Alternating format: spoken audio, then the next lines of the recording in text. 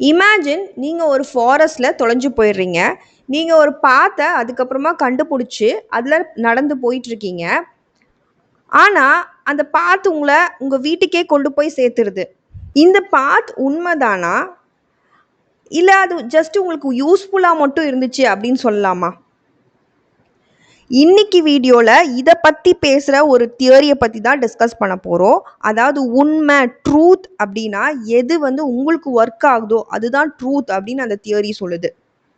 So hi all, welcome to BEd study master channel. இன்னைக்கு வீடியோவில் நம்ம pragmatic or utility theory of truth இதை பற்றி தான் டிஸ்கஸ் பண்ண போகிறோம். இது நாலேஜ் அண்ட் கரிக்குலம் செம் 4 பேப்பரில் வர ஒரு topic. Coming to the pragmatic or the utility theory of truth.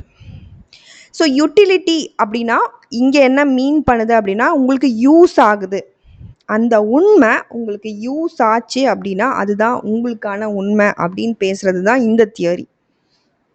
It was explained by Dewey, Schiller and James.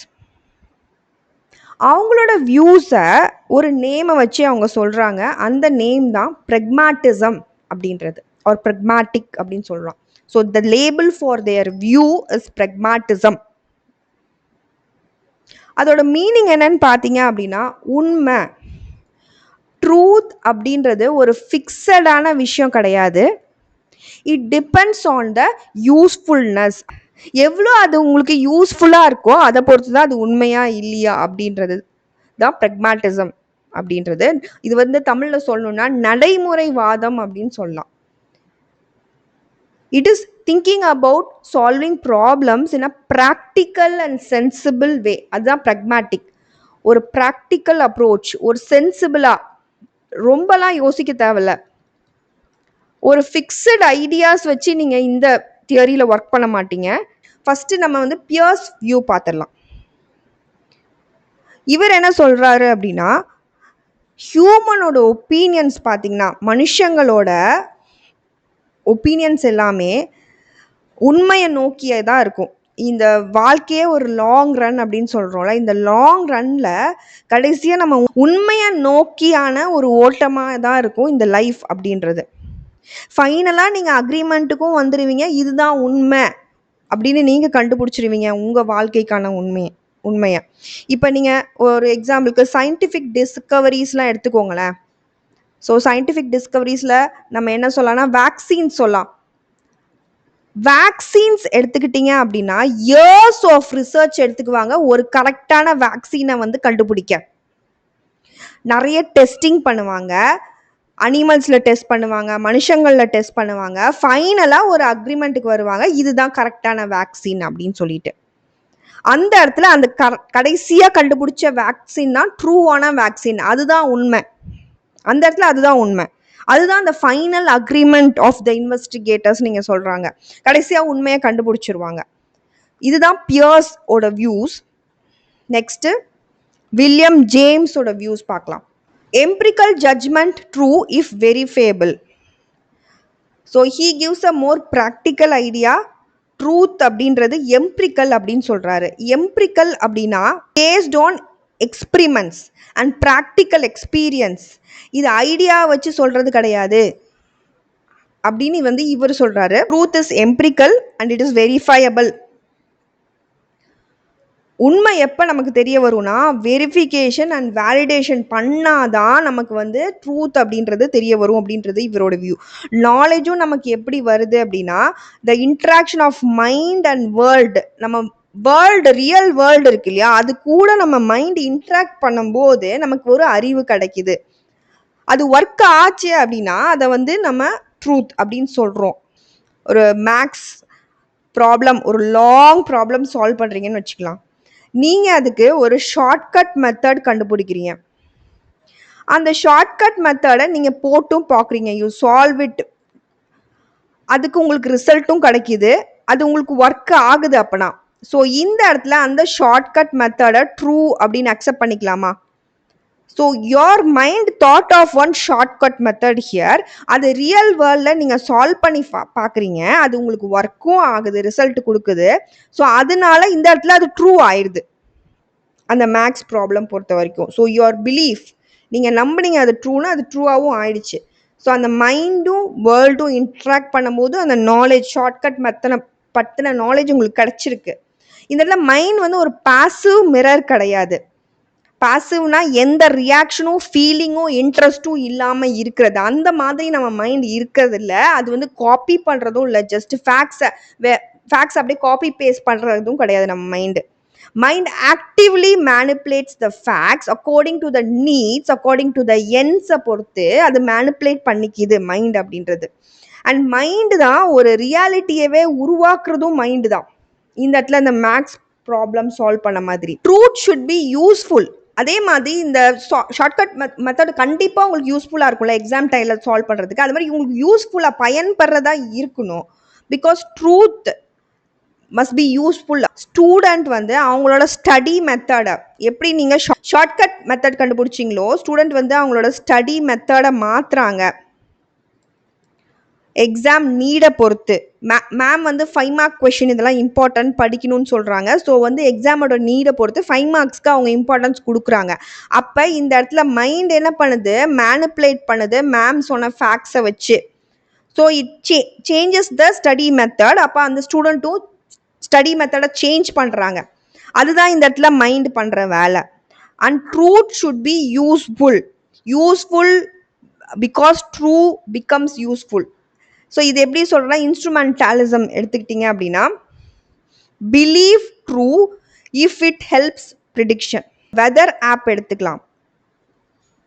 So நம்ம எல்லாருமே ஒரு வெதர் ஆப் யூஸ் பண்ணுவோம் ரெய்னி டேஸில். எப்போ மழை வருமா வராதான்னு பார்க்குறதுக்கு. நீங்கள் அந்த மாதிரி ஒரு வெதர் ஆப் யூஸ் பண்ணுறீங்க அப்படின்னா அது ரெயின் வரும்னு சொல்லுதுன்னா you will carry an umbrella, right? So நீங்கள் ஒரு அம்பர்லா எடுத்துகிட்டு போவீங்க. அதே மாதிரி மழை வந்துடுது. ஸோ இந்த இடத்துல அது ஒர்க் ஆகுது. உங்கள் பிலீஃபும் இந்த இடத்துல ட்ரூ ஆயிருக்கு.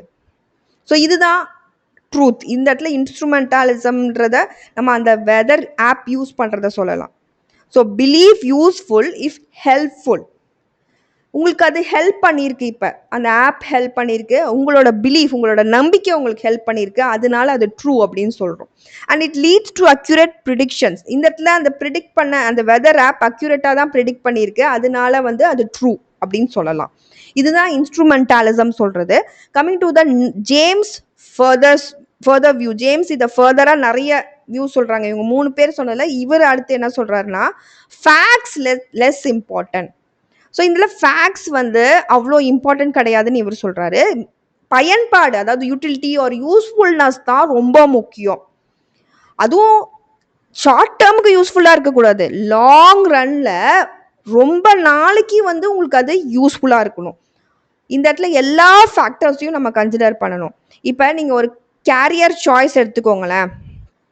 ஸோ ஒரு 12th முடிச்சுட்டு ஒரு ஸ்டூடெண்ட்டு என்ன படிக்கணும் அப்படின்னு ஒரு சூஸ் பண்ணுறதா இருக்கலாம். இல்லை வந்து காலேஜ் முடிச்சுட்டு நீங்கள் ஜாப் சூஸ் பண்ணுறதா இருக்கலாம். அது வந்து உங்கள் கேரியர் பார்த்து டிசைட் பண்ண போகுது.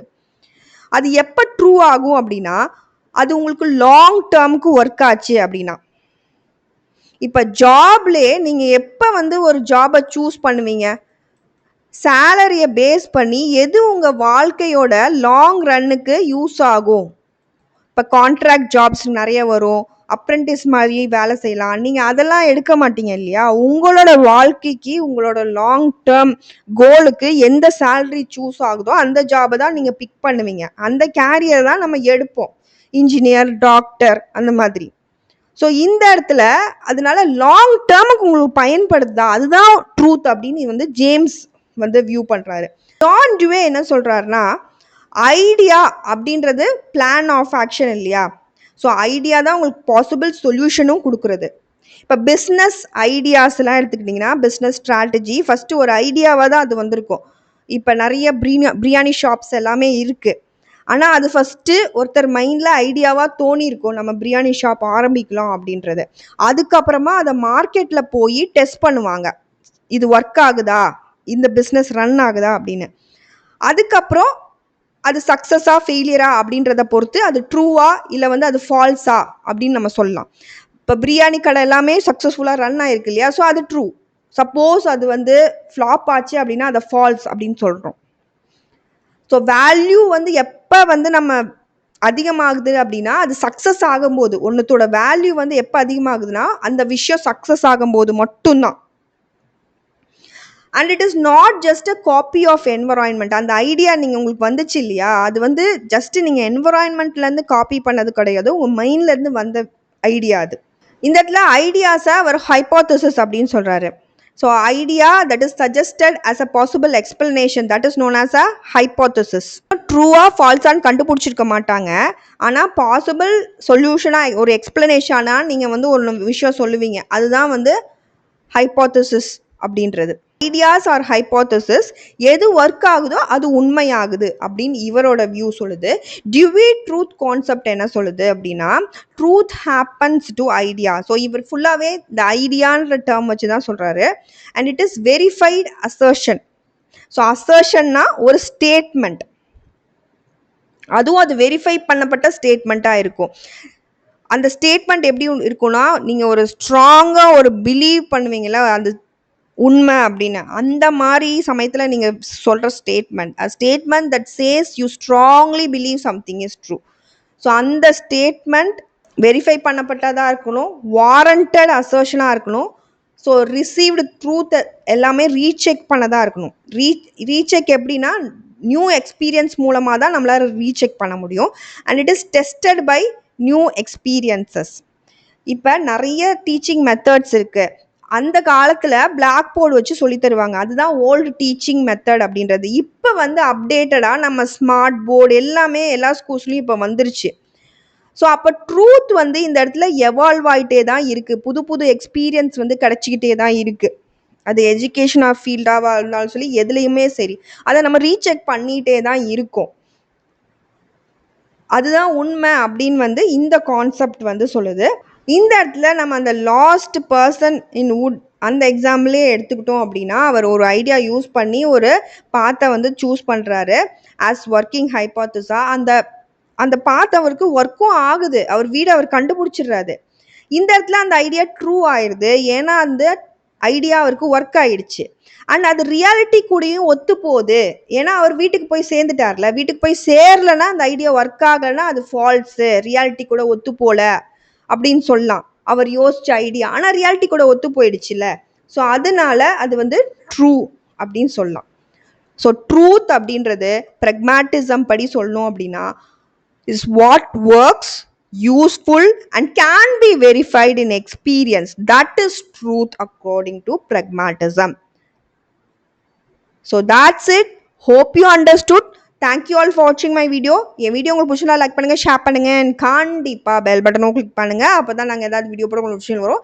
Happy learning to you all. Thank you.